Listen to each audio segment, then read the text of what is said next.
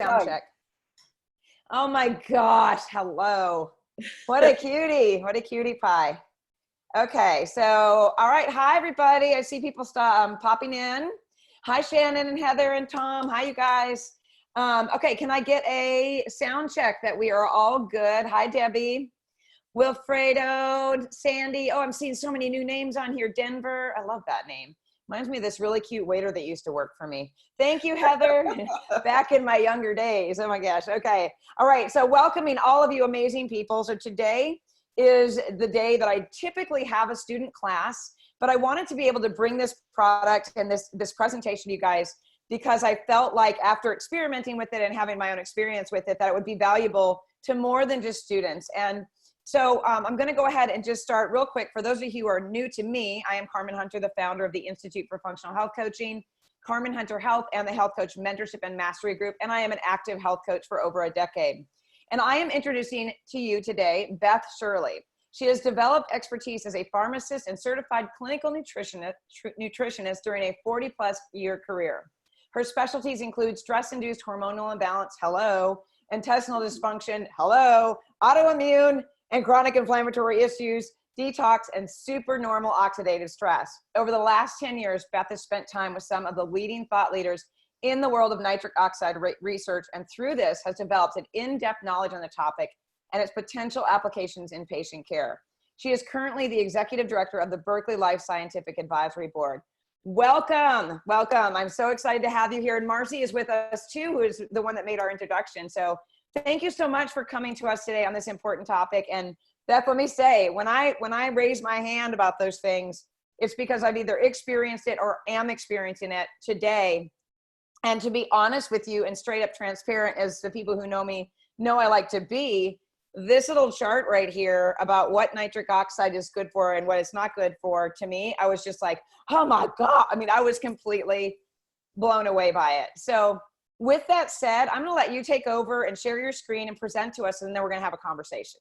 Does that sound good? Good. Thanks for having me. Absolutely. Okay. I'm going to let you guys get your screen stuff set up, and I will go ahead and mute myself for just a minute while we do that. And you guys, as an FYI, any questions you have can be put in the Q&A, please. Chat amongst yourselves if you guys are, if you'd like to talk about nitric oxide or what your knowledge is about it, but Q&A would be a great place for me to return to and take your questions when we get to that point.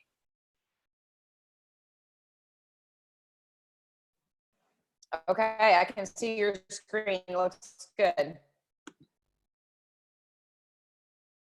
And Marcy, you're muted just in case you didn't know. Okay.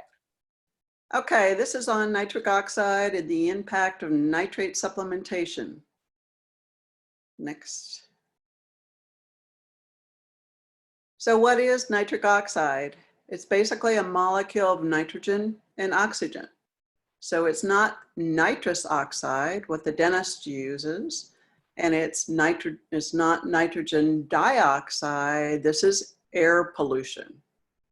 But nitric oxide is a molecule that affects every single physiological function in our body.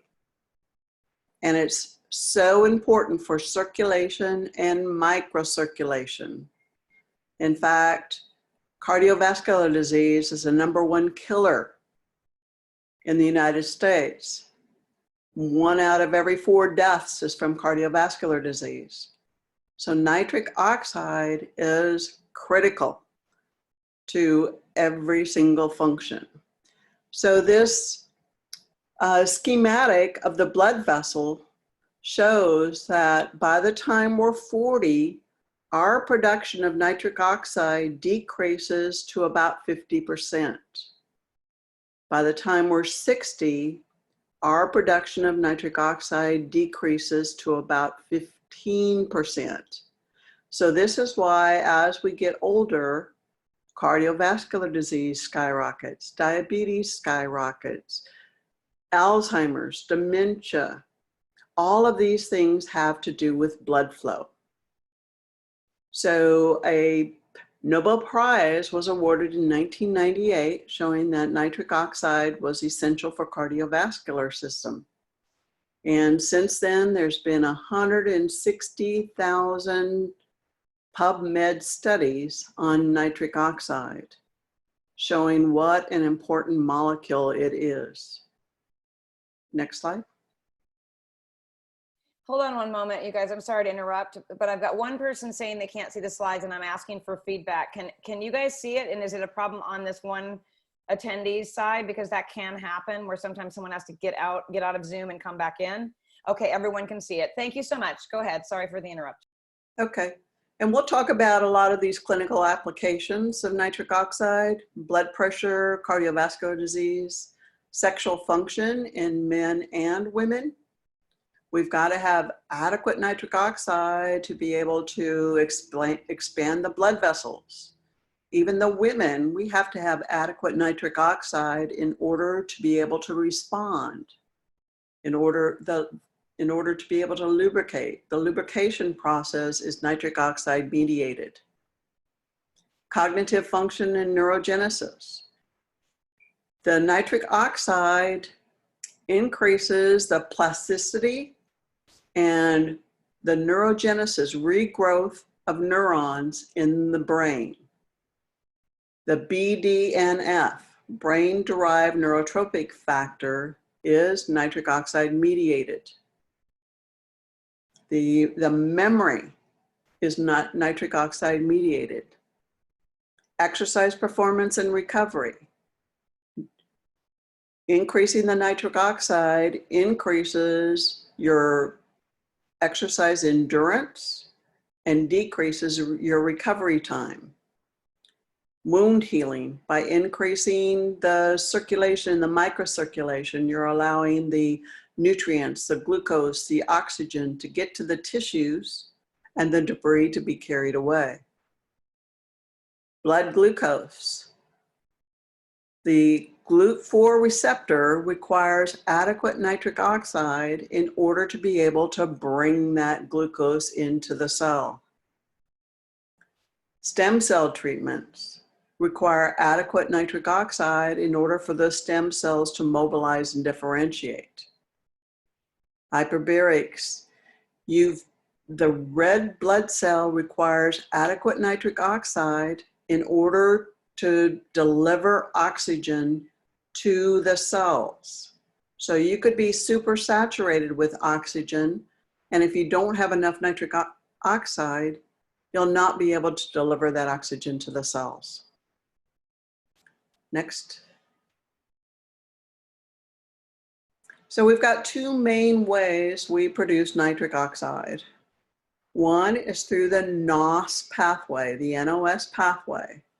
This takes arginine and oxidizes it to nitric oxide, and then it oxidizes it to nitric oxide and citrulline, and that gets further oxidized into nitrate and nitrite.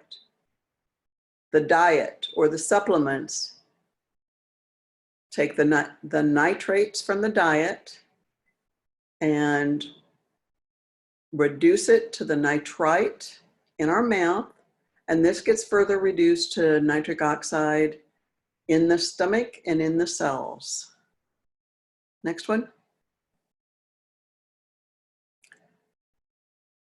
A lot of nitrate-rich foods. This is an excellent handout to give to people. This will show them that different foods have different nitrate concentrations in them. Arugula, spinach, celery, the highest, beets, the next. The DASH diet, which is the dietary approaches to stop hypertension, has about 1,000 milligrams of nitrates in it. So this has been proven to ameliorate cardiovascular disease, increase longevity. But this is a good slide to hand people because you can do these vegetables in addition to the nitrate supplement to keep your levels up during the day. I find that really interesting, if I may interrupt, because and again, I'm going to share, and after we're done here, I'm going to tell you a little bit about something we did at my house this weekend, but we eat so much of the cruciferins, right? The broccoli, the cauliflower, cabbage, Brussels sprouts, like onions, garlic, the sulfurics. I mean, we eat that stuff thinking we're doing all of these amazing things for ourselves, right? Right. And yet I'm seeing, and I know I'm low on nitric oxide, but I'm sitting there going, why am I so low? This helps me to see I'm hardly eating any of these other foods on the other end, hardly at all. Well, those foods are really good because those give Yeah. you your detoxification abilities. Mm-hmm. They increase your sulfur. So those are really good, but they're not high nitrates. Yeah, I'm seeing that. And the thing is with the vegetables though, you really never know how much nitrates you're getting. Mm-hmm. Because vegetables grown in every single different region will have different concentrations. Mm-hmm. True. And unfortunately, the not organic vegetables have more nitrates in them than the organic. Really? Why is that? The nitrate fertilizers. Okay. Okay. Wow, that's unfortunate. Yeah, it is. Okay. However, but we can, keep that level up with the Berkeley Life supplement. Yeah. Okay. And we'll talk about that. Okay. Go ahead.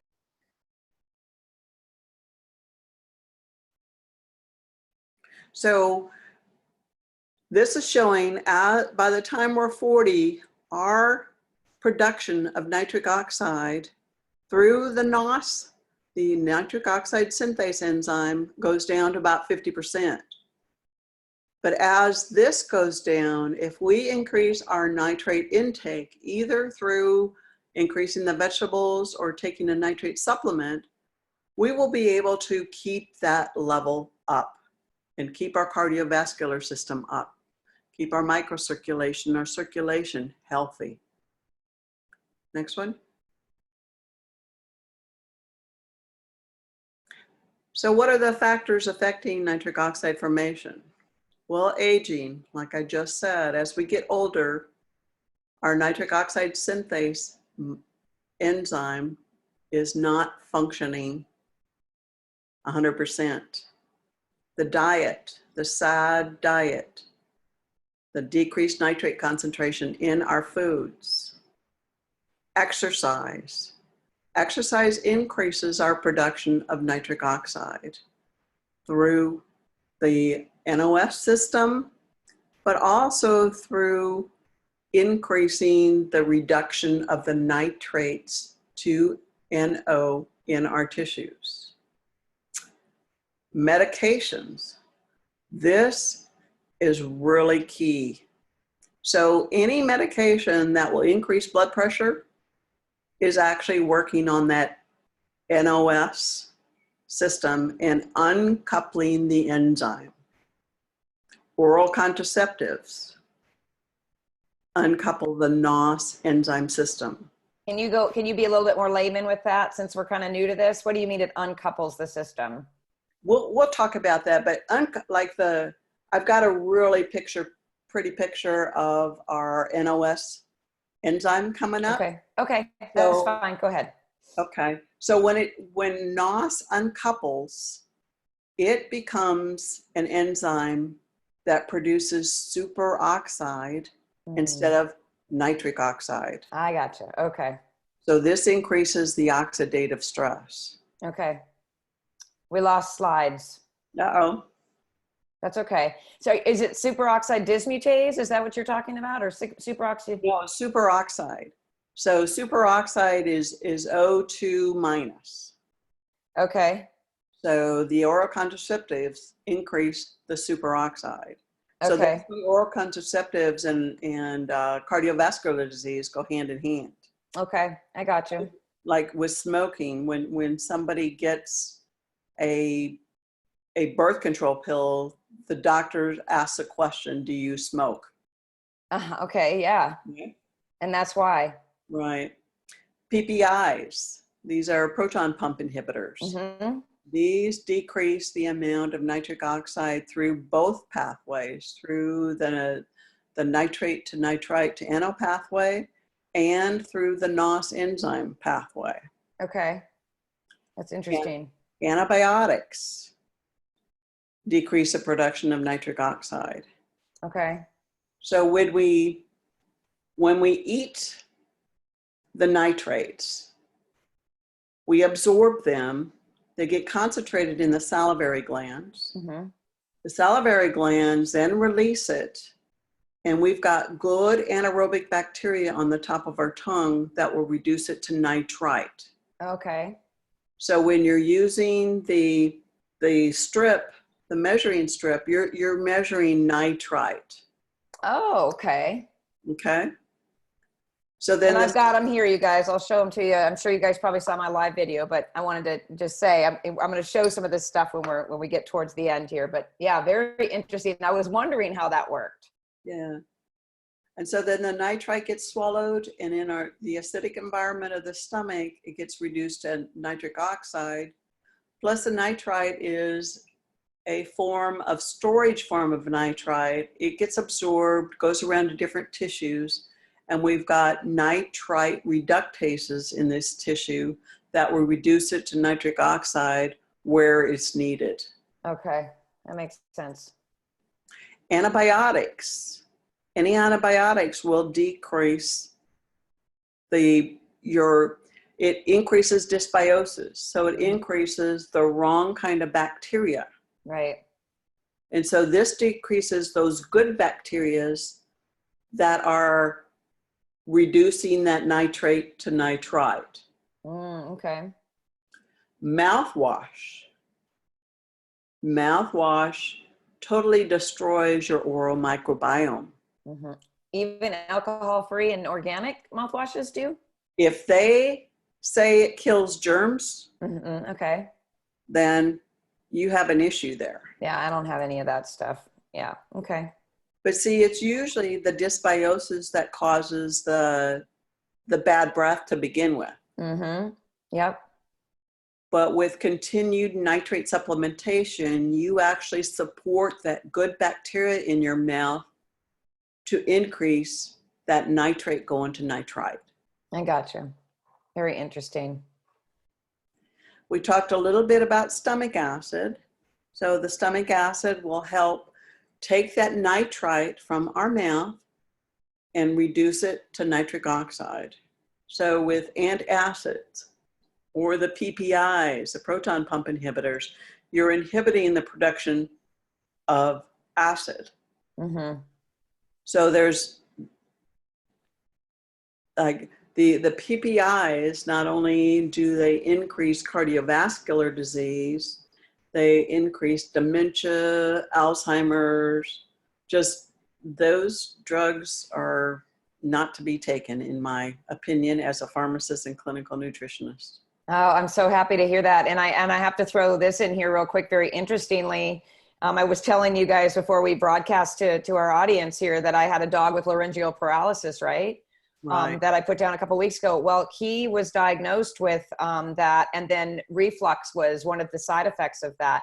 And do you know that in a thread on Facebook where all these people that have all these problems with their dogs out there looking for all of the PPIs, the Zantac, the pharmaceutical compounded form, and Right. and so many of them, Beth said, "Oh, I have that in my cupboard. Oh, me too. You know, my husband, myself, my dad, my mom, we take PPIs." It blew my mind.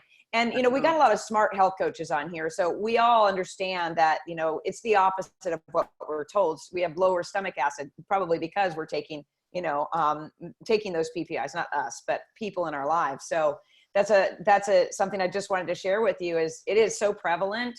And when you said that about cardiovascular disease, how they cause cardiovascular disease, and they're being pulled off shelves now too, I think maybe some of that thought process might be catching up with us a little bit, right? Right. Just a little. Well, the thing is, it's not an issue with too much hydrochloric acid. Right. So when you don't have enough stomach acid, you don't digest your food correctly, you're actually making lactic acid. Mm-hmm. So that sphincter has to be open. Your food has to be somewhat digested before that sphincter will even open and let the food pass. Right. What is it called? The L sphincter? Right. What is it? What's the word for that? I can't remember. I can't remember either. Okay. Well, we know what we're talking about. Go ahead. So, but those PPIs, what they do is just open that sphincter. Mm-hmm. So it allows the food to leave your stomach, so it decreases the intestinal distress, but it's letting all this undigested food get down into your small intestine and increasing SIBO and intestinal overgrowth and all kinds of nasty things. Right. Yep. So the pollution, this increases oxidative stress. When you increase oxidative stress, you decrease the amount of nitric oxide you can produce. Genetics, anybody with any NOS genetic SNPs, anyone with SOD, superoxide dismutase genetic SNPs. Yeah. All of these can influence how you make your nitric oxide. Mm. The MTHFR gene, if you've got genetic SNPs and your MTHFR, you are by definition nitric oxide deficient. Mm-hmm. Because you're unable to utilize and make your BH4, your tetrahydrobiopterin. Yep. And decreased tetrahydrobiopterin is the main cause of that NOS uncoupling that we'll talk about. So it's a main cause of that NOS enzyme producing superoxide instead of nitric oxide. Mm-hmm. Yeah. And you know what? This is a good place for me to even say this weekend when I had my mom and dad come over just to do the test with these strips, right? And my boyfriend was in town, and he's a very laid back person. I told a little bit of this story yesterday, but my mom and dad and I all showed deplete, right? Depleted. Right. I didn't take supplementation or anything, and we followed the instructions on the testing. But I'm a product of them, and we all have the MTHFR gene. We all have the SOD, the NOS. We all have that, and we were all depleted, right? Right. My boyfriend showed adequate. He's completely adequate and totally fine. And we're a higher energy type of person than he is. But I believe that, again, the genetics are stress, a little bit more of the stressful personalities that we have, the age, all of that played a large part in all of these things that you're talking about here. Of course, except for the diet, because I eat very well and things like that. But I think that's just fascinating how genetics affect that. And seeing that with my parents was apparent, really. Fascinating. The pun intended, I guess. Yeah. Yeah. Fantastic. Yeah. Epigenetics in your face, just right there showing you. So what are some of the benefits of nitric oxide? Exercise increases your performance and your endurance and decreases the recovery time. There's the stem cells. They are unable to mobilize and differentiate without adequate nitric oxide. And what that means is it's a challenge for your body to do repair work.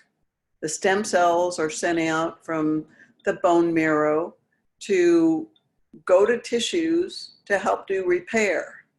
But if there's not enough nitric oxide, they don't know where to go and they don't know what to do. And then also if somebody's getting stem cell therapy, if they don't have enough nitric oxide, then that therapy that they're spending thousands of dollars on might not be able to work. Mm. Regulates the immune system function. Treg cells are nitric oxide mediated. Nitric oxide regulates the inflammatory response and scavenges free radicals. Nitric oxide is a free radical, but only another free radical can scavenge a free radical. Hmm. So the nitric oxide can actually scavenge, like the free radicals from the Fenton reaction, the hydroxyl, the iron. The modifies platelet activation and aggregation. This is huge in cardiovascular disease. This is what starts making the plaque. along with the oxidized LDL.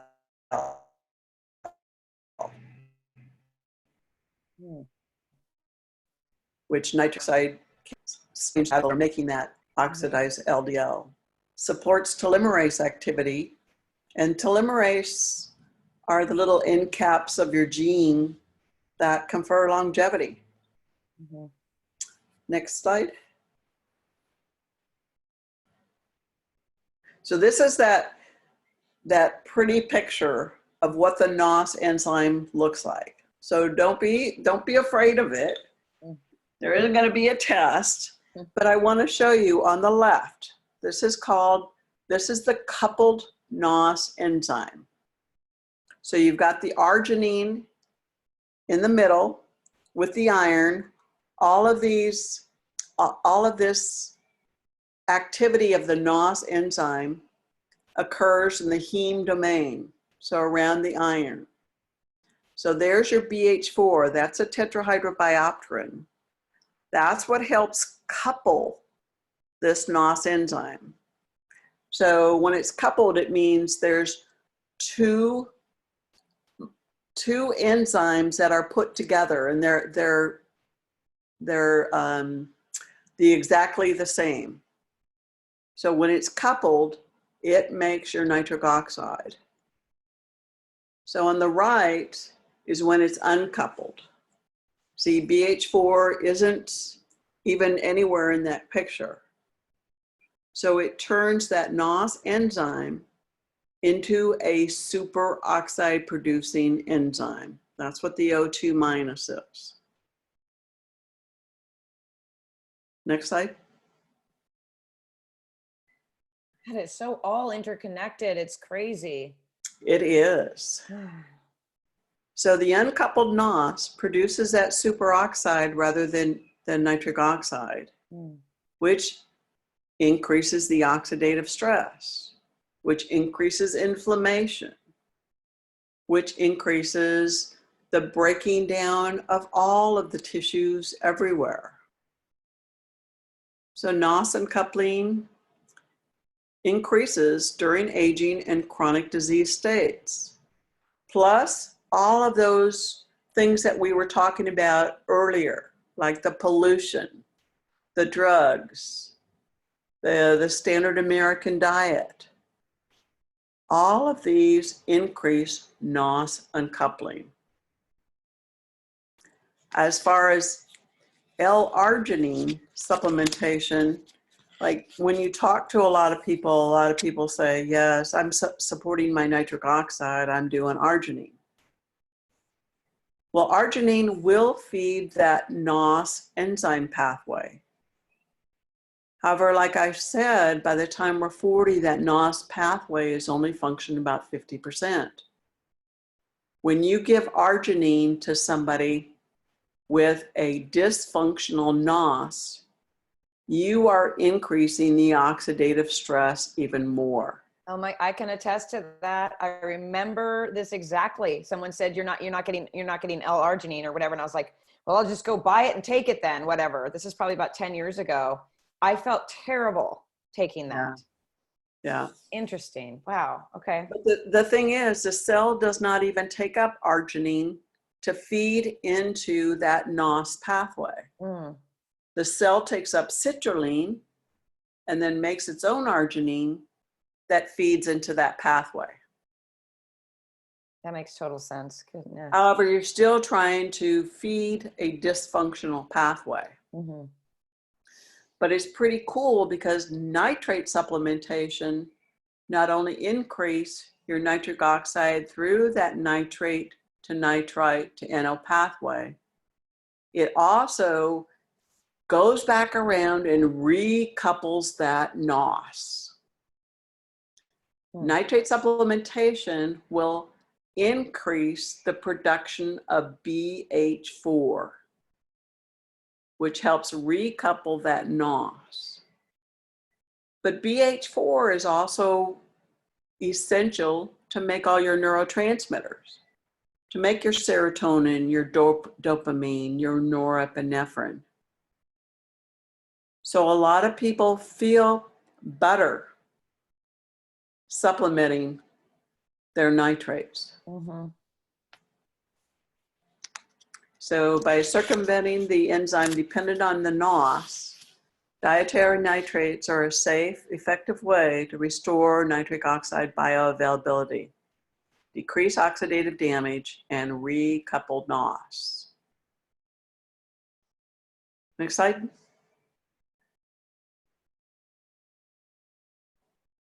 So so are there any questions before we start talking about the product? Yeah, let's have a conversation about it first. Yeah, Linda is wanting to know if there's any way that we can get the slides. If you guys want to provide those, I can send those out with the replay, if you're willing. Yeah. Okay, fantastic. Mary is asking, are there supplements, foods, or herbs that interfere with the NO in our diet, the nitric oxide in our diet? How important are the enzymes, or how do they work? So we talked about antibiotics, but we didn't talk about, like, are there other supplements that can actually, that's a great question, Mary, that can actually cause a problem with that? Well, most supplements that people take to affect their circulation are actually trying to work on that NOS pathway. Mm-hmm. So as long as the NOS pathway is functioning correctly, those supplements will work, like hawthorn berry. Mm-hmm. Okay. As far as interfering with the nitrate to nitrite to NO pathway, those are things that alter your oral microbiome. But what's cool about nitrates, there's been a couple studies recently that actually show that nitrate supplementation protect the tight junctions in the gut when somebody's on antibiotics. And so that could be even antimicrobials, even the herbal antimicrobials. So if you're giving somebody an antimicrobial, even an herbal, supplement with the nitrates to protect against leaky gut. Okay. And then with continued nitrate supplementation, you're actually increasing your healthy oral microbiome. Okay. Secondary to that question is, how important are the enzymes, or how do they work? Like stomach acid, and we're talking about, lactase, protease, all of the enzymes that are already in our gut, or that maybe we're lacking. Well, they're not essential to this process. Okay. They're essential to a healthy digestive system. Right. Which in turn could, help protect against leaky gut. But they're not, the HCl, the betaine HCl will help. Plus, like in this picture that we have up, we've got vitamin C as ascorbic acid in here too. And so this will help acidify the stomach to help with that nitrite to nitric oxide pathway. Okay. So just to be clear, just to kind of confirm for Mary, that basically saying, it's not going to matter if you have to take enzymes while you're taking this, it won't affect each other. Okay. No, not at all. Okay. And Linda, I'm going to go back to your question just one moment, but I want to stay on Mary's questioning here again. She's saying, are you saying an enzyme is depleted as to why the pathway doesn't work later in life? Like, what's the reason why? The NOS pathway. Yeah. Why does it decrease later in life? Just natural aging? Yeah. Like all of those things that we were talking about at the very beginning. Aging, pollution, genetic SNPs. Yeah. Medications, diet, all of those things that we were talking about at the beginning. This is what increases that NOS pathway. Yeah, I think one of the main things is basically just, when we think of it, stomach acid decreases as we age, melatonin decreases as we age. I think we were just trying to get our finger on the point that it's just a natural part of aging, but it doesn't have to affect us as we age. Is that accurate? Right. Okay. It's a natural part of aging, and then everything what we're doing and everything in our environment is affecting it negatively. Right. So by increasing the nitrate to nitrite to NO pathway, then we're taking up the slack. Mm-hmm. Yeah. So we're making our nitric oxide in a different pathway, but also going back and recoupling that NOS. Okay. We're helping that NOS work better. Yeah, that makes total sense. Okay, Linda is saying you said BP meds does decrease nitric oxide. Is that correct? Some of them do. Okay. Some of them do. However, when somebody's got high blood pressure, that's a nitric oxide issue. Okay. So as a pharmacist and clinical nutritionist, I've used this product to actually get people off of blood pressure medications. Wow. That's pretty impressive, given all the talk out there about statins and all the craziness that's going on with heart medications across the board. I mean, yeah, that's impressive. I get everybody off of it. And sexual dysfunction is usually the first sign of cardiovascular disease. Right. That's right. That's right. Yeah. And usually people will see that even before their blood pressure starts to go up. Mm. That's a nitric oxide issue. So erectile dysfunction, women may sometimes blame low estrogen dropping, even if they're not even in a menopausal state, and it could be nitric oxide, and they're being treated with estrogens. Right. Because us women, we've got to have adequate nitric oxide in order to be able to respond. Right. So nitric oxide is a neurotransmitter. It's a non-adrenergic, non-cholinergic neurotransmitter. So this, wow. Okay. This gets our feeling going down there. Right. But also nitric oxide, the lubrication part is mediated by nitric oxide. That's fascinating. So as women, if we can't feel down there and we're not lubricating, do you think we want sex? No, but I find this is fascinating to me because this is the first time I've actually even heard that this is could be a cause of that. And yet everyone is so, especially at my age, I'm 49. I've been through menopause. I have, thyroid, autoimmunity, all of that. I have all the, and I lost the genetic lottery, as you guys probably saw, as I'm raising my hand for all the problems. So I have to work really hard on all of those pieces, right? Right. No one's ever mentioned nitric oxide to me. It's always been, oh, well, your estrogen's dropped out. On your Dutch test, it shows us this. And yet I don't seem to have great luck with taking, an estrogen or a biased or whatever. So that's impressive information to me, which I'll be sharing with my hormone experts, of course. Interesting. Yeah, I'm currently writing a content piece on the nitric oxide and hormones. So every single one of those hormones, estrogen, progesterone, testosterone, DHEA, all of these affect the NOS pathway. Yeah. And so sometimes when you're giving these hormones to people, if that NOS pathway isn't functioning very well, you're not going to get the benefits from it. Fascinating. Wow. Well, I'll expect to hear from you when you get that thing written for sure. Yeah. We'll have to have you back on. Okay. All right. So let's move on. We've got another question from Linda. Will you address how EMFs affect the NOS pathway and peroxynitrate? Okay. Well, the EMFs increase the voltage gated calcium channels. So these are increasing the calcium influx into the cell, which actually the nitric oxide protects the receptors from that influx of calcium.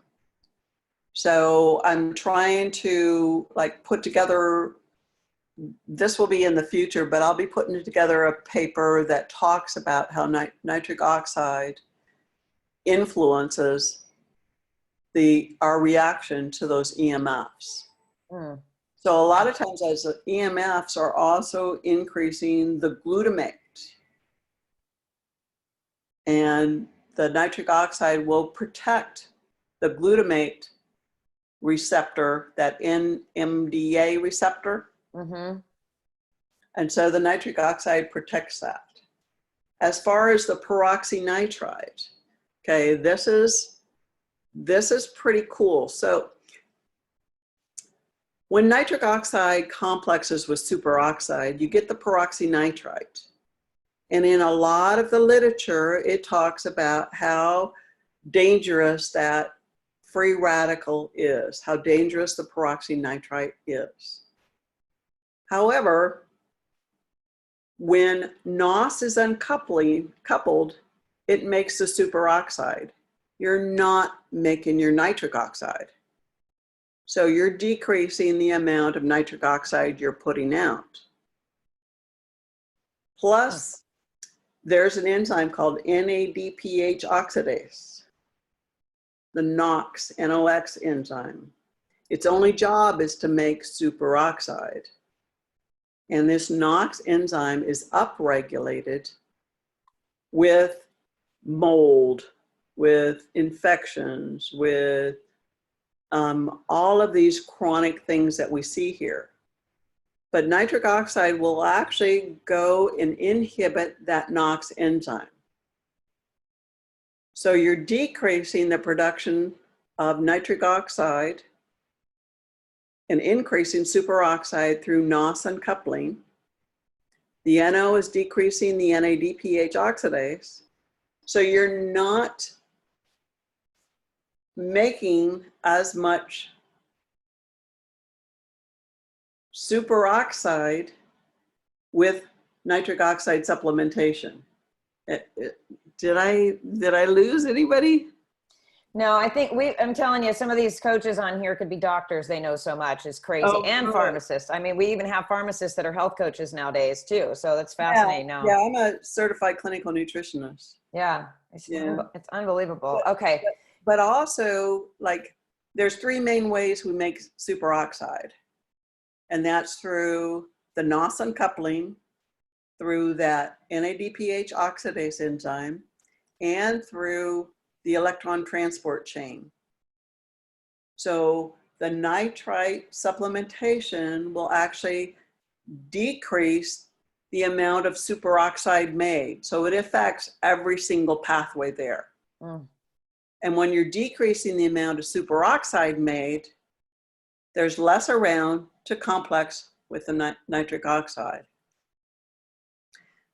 So when superoxide complexes with the nitric oxide, it essentially takes the nitric oxide out of circulation for all of these good things that it can do for the cardiovascular system. Mm-hmm. And so you're basically nitric oxide deficient because you've taken it out of what all the good things it does. Yeah. Okay. In the interest of time, we've got about 15 minutes left. Let's go ahead and get through some of these questions here. So Bobby is asking, if someone is on generic Zoloft at a high dose and their NOS pathway is not working, could this be one reason why? Yes, antidepressants inhibit the NOS pathway. So this is precisely the reason why antidepressants cause sexual dysfunction.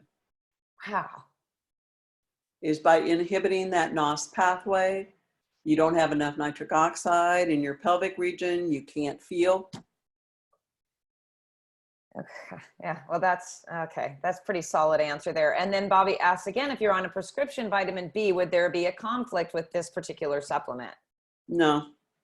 Okay. Okay. So Mary Sure is saying, so this supplement is basically using food, high doses of food and vitamins and minerals to increase nitric oxide. This can work with secondary hypertension in healthy individuals where nothing else is working. Exactly. Wow. We've got some studies that we've done, and even one of the study had people on antihypertensive that weren't being controlled. We added this to it. They were totally controlled. Wow. That's crazy. Okay. Mary, you just asked a question. I wrote myself a note to ask. How does this work with adrenal and thyroid dysfunction? Can it help, and how? It can help totally, because nitric oxide production influences hypothalamic pituitary release of hormones, which actually talk to the adrenals that influence the production of your catecholamines, your adrenaline, and your glucocorticoids and your cortisol. Yeah, and remember all those things that are affected, or all of the things she showed us a picture of earlier, you guys, pollution, stomach acid, all of that stuff affects the endocrine system. So if we're exposed to those things already, it's going to affect us no matter what. I mean, we're going to be, that's what, you know, it's going to cause the autoimmunity, which you talked about earlier as well. And the, you know, the free radicals and things like that. It's all connected. It's all connected. Right. With autoimmunity, you've got so much oxidative stress running around. And the nitrate supplementation actually helps clean up that oxidative stress. Okay. With the thyroid autoimmunity, I don't know. We'll have to come back and we'll have to talk, because I've just realized some really cool things about what's going on in the thyroid and how it's actually the cold hands, cold feet are actually a nitric oxide deficiency. It's connected in the thyroid, but it's a nitric oxide deficiency to begin with. Wow. Okay, and people are popping in with questions. You guys, I have a hard stop at 1:30 because I have an appointment at 2 o'clock. So I want to get through these questions. So if we don't get to your questions, I will go back to the chat. Our proprietary blend here? Yeah, we're going to do that in a minute. I want to do it in a sequence, but I definitely want to try to get to these questions. So we got about 5-6 more minutes and we'll do that. And then we're going to lead into the product. Okay. So Heather says, if you have an MTHFR SNP and I don't know, I'm missing a part of the question, Heather, but, and you're on a B12 and folate to help detox pathways, is L-arginine then okay to take? No. Okay. No, I don't recommend arginine therapy for anybody. Wow. Okay. Increasing arginine therapy increases the chance you're going to have a viral outbreak. A viral outbreak? What from? Like herpes. Okay. Okay. So and how does that happen? Huh? How does that happen? It's connected with the oxidative stress. So we've all got these herpes virus circulating around in us, and most of the time our immune system can keep it in check. With the arginine, increasing the oxidative stress it's just too much for our body, and the herpes can reassert itself. Yeah, it is one of those things. The minute, you know, that I feel a tiny bit of stress coming on, I'm like, okay, you know, lysine, I'm doing everything for my immune system. Right. That's the first thing I think about for sure. Linda wants to know, could this product potentially increase GABA production then? It does. That's a great question. Linda should be like writing questions for all of my webinars, because all her questions are so, they're fascinating. So how does that work? Production is mediated by nitric oxide. In fact, the anxiety that people feel is actually mediated by nitric oxide. Huh. That makes sense to me. All of this makes sense. I feel like I'm a walking testimony for not having any at this point. Awesome. I know, right? What if, okay, so Christy asked, what if there's blockages on the carotids and the subclavians? This product can support, I would assume. Yes, it can. And actually with continued supplementation, it will help clean up the arteries. Okay. Yeah, my dad was like, give me some of that stuff. That's what he said this weekend. How do you get me some of that stuff? Okay. And Mary's wondering, is that true of EBV as well? Well, any virus is going to have an opportunity. Yeah. Okay. All right. So we're going to go into, let's go into the product real quick, you guys. And then there's one more question from Linda, but we'll get to it in just a second. So let me just show you guys real quick, since I've got it sitting here.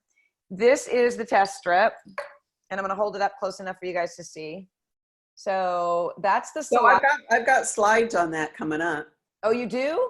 Yeah, I do. Okay, well, I'm going to show them anyway, just to show them how easy it is. I'm going to do one real quick, because some people might not have seen my live video that I did with this whole thing the other night. So you go ahead if you want to get your slides together or talk about the blend, and I'll get this ready so I can show it. So, yeah. Okay. So it's got our proprietary blend says 500 milligrams.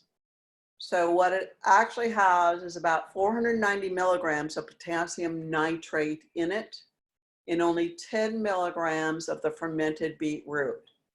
So you're not going to have somebody that has oxalate issues reacting to this product. That was one of my questions. Thank you. Unless they have an outright allergy, they're not going to react to this. Plus the magnesium we have in the product is called magnesium citrate, and this decreases oxalate formation. Okay. So real quick, here's my strip. I took my nitric oxide supplementation about many hours ago, like 8 hours ago. I get up really early, you guys. So it was completely, totally depleted. Like it wasn't even this light pink this morning when I got up and tested earlier this morning.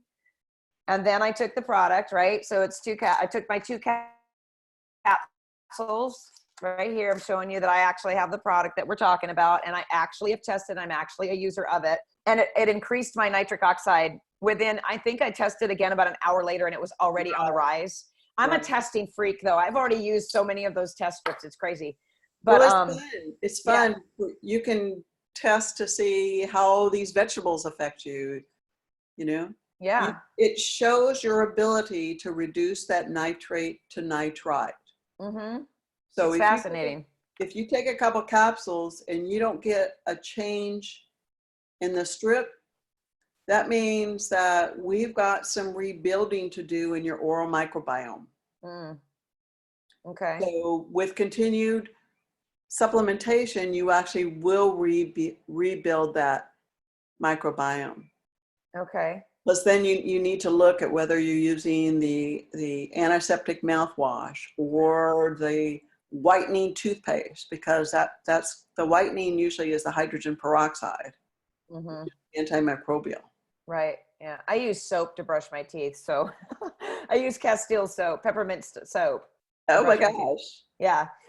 Okay. So let's talk. We've got a question here. How long do you need to supplement to begin to see a benefit, and what doses do you recommend? And the doses are on the package, but if you'll go ahead and answer that. Yep. Well, let's start working right away. Mm-hmm. So within an hour, you should be able to retest and see it changing. Yeah. If I can testify to that. Then we've got a little bit of work to do, but just keep at it. So some people have to rebuild their nitrate and nitrate stores. Mm-hmm. Because the muscle is where we store most of the nitrates and nitrites. So we've got to rebuild stores, but it starts working right away. Okay. Usually 2 capsules once a day. And then if you eat some vegetables at noon or in dinner time, you will extend. Like 2 capsules will last you between 6 to 8 hours. Keeps that level high for 6 to 8 hours. Mm-hmm. So if you eat some more like nitrate-rich vegetables at lunch and at dinner, you'll be able to extend the efficacy of it. Yeah, and I can tell you it. I honestly, how long have I had this? I think I've only had this for what, 5 or 6 days that you guys sent it to me. No, wait, what day is it today? Wednesday. Last Thursday, I think I got it. Anyway, my point is that, you know, I'm a person that I am very connected to what happens in my body. I know if I'm going to get a fever blister. I know if something's happening with my gut. It's one of those things. I'm just very tapped in and dialed in. And I can tell you that after even 3 days of doing the supplements, I felt different. I can't say, oh, I had this burst of energy. And people that know me well know I don't like to go. I like to be honest about everything. So I can tell you that my body felt more even. Like I didn't feel low energy. I felt like my energy went up a little bit, but I felt more evened out throughout the day. I didn't feel like I went up and down. I didn't feel like I was losing energy. I felt more evened out is all I can come up with that. Right. The other thing that I also felt when I was walking today is what I made notice of is I didn't have the same types of, so-called joint pains or whatever, going up the hills that I climb or whatever. Because right now I'm just walking for exercise, doing minimal exercise, but walking up hills, I would be like, oh, there's that knee pain that I used to have. I have not had that since probably last Monday or Tuesday. So I don't, and I'm not, it's a miracle drug or anything like that. I'm saying that knowing everything that you've shared with me and learning about this and all of the ways that I'm depleted, I can honestly say that if I continue with this and it continues to go up and make me feel better, there's no way I'm not going to take it. There's no way. You know, Right. it's just like when I know my red blood cell magnesium is low, I'm not going to not take that when I know that I can make a difference. Right. Yeah. So I want to like re-emphasize the red blood cell cannot even release the oxygen without adequate nitric oxide. Yeah. So your tissue needs that oxygen. It needs the glucose, the nutrients being delivered. And that's what like having adequate nitric oxide helps you do. Yeah. And the glucose gives you energy for your muscles to move and feel better and all of that. It all makes so much sense. I feel kind of silly because I've been a health coach for almost, for over a decade now. It'll be 10.5 years this coming June. And I feel like I've studied my head off. I've interviewed over 100 experts on all topics. And yet when this came to my attention, I was like, I know what it is, but why don't I know more about this, right? Why is this not more mainstream for us? Because it's complicated. Like I've got a whole list of content pieces that we can give to you. So it's complicated, and people think if this one thing can do all of these other things, then like, why not? But it's complicated. They think, how can this one thing do all of these things? Yeah. Well, I mean, vitamin C does so many things. All of these other, methylcobalamin does so many things. I mean, why not this, right? Okay. No, but this affects every single physiological function. Yeah. Maybe it's just too big for people to imagine. It is. It is. It's like glutathione, right? The first time I said glutathione, about a decade ago, one of my clients was like, if I can't say it, I don't need to know what it is. I'm like, but you do. It affects everything about your body and how you clean out free radicals and how you clean up your body, So I think it's too big for some people to even imagine that it could affect so many, important things in our lives and our body. Okay. So we got a couple minutes left. So Marcy was going to send me a link.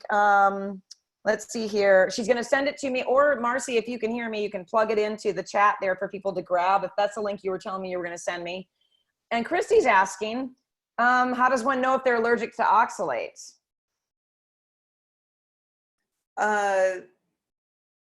There's a whole oxalate group on Facebook. Susan Owens runs it. Okay. And everything you ever wanted to know about oxalates is on that group. Who runs the group? Susan Owens. Okay. That's a good resource. Okay. And then Linda says she takes a whole food cultured supplement with the foods that you said are high in nitrates to help with production. Do you have any thoughts on that approach? Which we just kind of covered that. Test it. Get some strips and test it. See, that's the beauty of these strips. You can say you're doing all these things, but if it's not testing right, not testing like high, then what you're doing is not affecting it. Okay. Yeah. I love the test strips. Of course, I took 5 pregnancy tests after the first one said positive, just for the kicks of it. Linda says, is it important to take it 2 times a day? So, and that's a good question too. No, you just take 2 capsules once a day. Okay. So it wouldn't benefit you to stretch it out. Not necessarily. Okay. But unless you're working with somebody, if you're trying to get them off of blood pressure medications, usually then I'll use it 2 capsules twice a day to get them off of it. Or if I'm working with somebody, male or female, with sexual dysfunction, I'll have them take 2 capsules in the morning and another 2 capsules about an hour prior to sex. Okay. That's interesting. Okay. This has been really, really, this has been eye-opening for me. And, many times when I bring people in to my coaches and I interview and ask questions, I usually know about the topic, right? Because people are asking me, can you bring someone in on this or this? This is just all pretty much brand new information for me that showed me so many gaps and holes and in my own health over the years that I've looked at and said, I did this and I tried that and this didn't work. And oh my gosh, right? And you're already being called to come back. You know, would love for her to come back and discuss thyroid, mold, Lyme, so many things. So Yeah, there's so many applications that nitric oxide is involved with. Yeah. That we could actually do like a whole webinar on each one of them, but we can like choose a few of them and do webinars on that. Okay. At a time. Yep. I'll definitely be in touch with you guys to set that up and organize it. And I just want to, you know, we're at the 1:30 mark, so I'm going to have to wrap up here, but you guys, Marcy has put her information in the chat. If you could grab it, that's great. If not, in the replay. Sorry. Keep going. There's Marcy's info. Yeah, and she copied and pasted it in the chat too, so they can easily grab the email or the phone number. Oh, good. Yeah, but we will, if you guys will get me the slides, go ahead, Marcy. Just to let you guys know, there's an in-depth discussion tomorrow night with Beth and Dr. Bob Miller for the Nutrigenetic Research Institute that's diving deep into nitric oxide. So if you guys can participate in that, I'll send a link to you if you want to share that wherever. So she'll be talking about a lot of this stuff in more detail. That's great. And yeah, and we're bringing Bob. I'm bringing Bob to you guys too, you guys, which I think, isn't that just so weird how I used him like what, 9 years ago to be a consultant for my genetics, and now he's in a totally different space and we got hooked back up together through you. I mean, that's just nuts. But you guys, yes, I'll get you the slides. I will include Marcy's information. I will share the information that she gives to me about the conversation tonight. And we'll put the replay in as well, as I always do. So watch for that. And thanks for joining us. Thanks for all the fantastic questions. Beth and Marcy, thank you so much. Beth, if I were in your brain, I would never sleep. I can just tell you that. I don't even know how people that know that much information sleep. But yeah, but thank you so much. We'll do, we're going to schedule some more time together, and we'll meet again here. Thanks a lot, everybody. Thanks, Carmen. Thank Appreciate you guys. Bye, guys.